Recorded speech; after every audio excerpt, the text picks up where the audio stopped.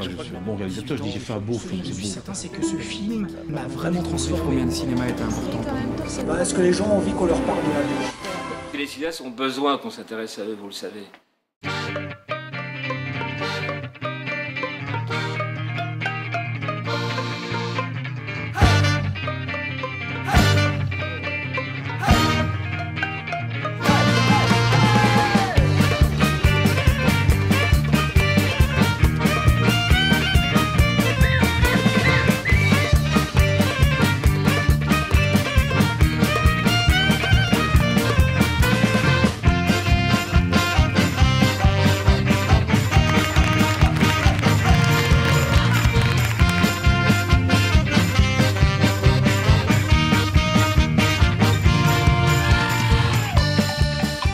C'est l'histoire de Indigo, qui est une jeune fille qui a 25 ans et qui se remémore les moments clés de sa vie qui l'ont menée à l'émancipation, à l'autonomie, parce qu'elle a une vie un peu spéciale, parce qu'elle a été le fruit de l'amour de deux hommes hétérosexuels qui ont décidé de se marier et d'avoir une mère porteuse pour avoir une fille avec cette mère porteuse.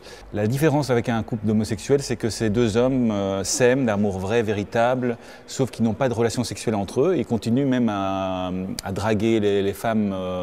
Et donc c'est cette fille qui va être éduquée dans ce foyer un peu particulier et très ouvert, même trop ouvert, et qui va un peu aussi souffrir du regard des autres. Et donc cette petite fille va donc grandir dans cette famille avec la mère porteuse qui disparaît parce qu'elle est internée, parce qu'elle est un peu folle, et qui revient 12 ans plus tard pour essayer de récupérer sa fille. Moi je veux montrer que dans le monde actuel dans lequel on vit, un monde moderne, il est possible d'avoir d'autres types de relations pour avoir des enfants, ou en tout cas pour vivre ensemble, et que cette société patriarcale judéo-chrétienne où il n'y a qu'un mariage monogame qui peut fonctionner.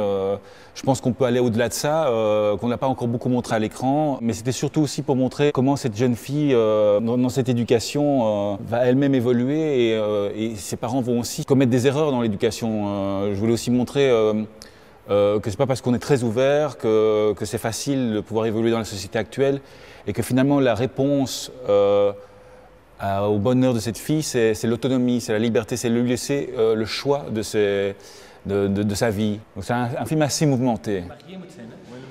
You're not allowed here, or is that?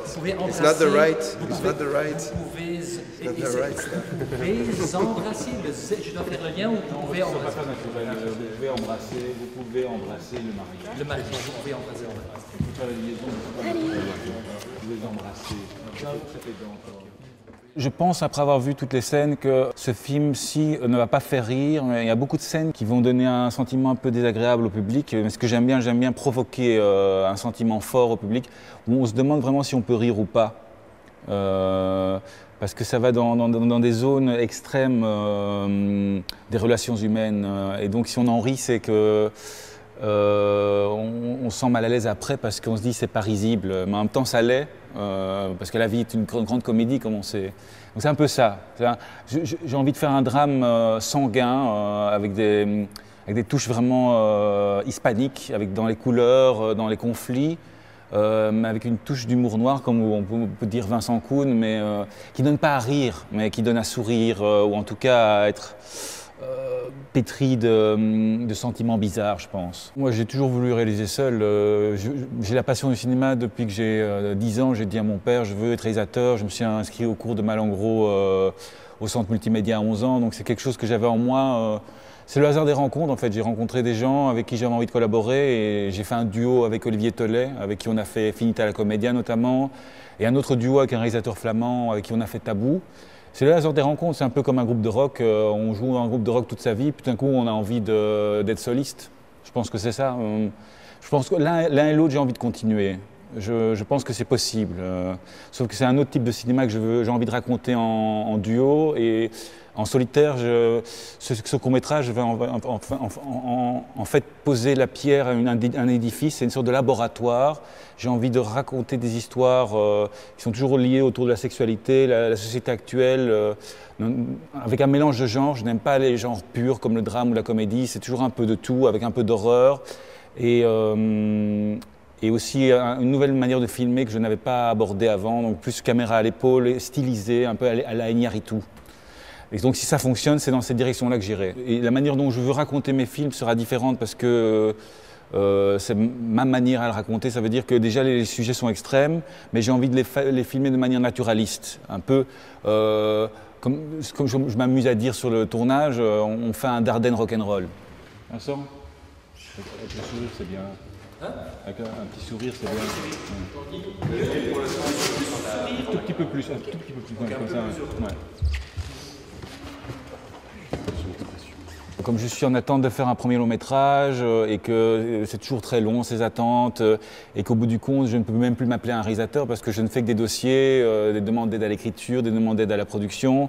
On reste pendant 3 ans sans rien faire, donc je me suis dit bah, autant ne pas rester les mains croisées et faire un film qui me correspond et avec qui je pourrais aussi lancer une carrière en parallèle, en solitaire. Et donc autant raconter une histoire qui est une sorte de mini-long-métrage où je peux vraiment développer tout un univers et non pas que ce soit un court-métrage de 8 minutes où c'est juste basé sur un film à chute, à rebondissement. Ça ne m'intéresse pas tellement en fait, parce que je préfère être narratif. Moi je suis content, c'est le dernier plan du tournage. Ouais.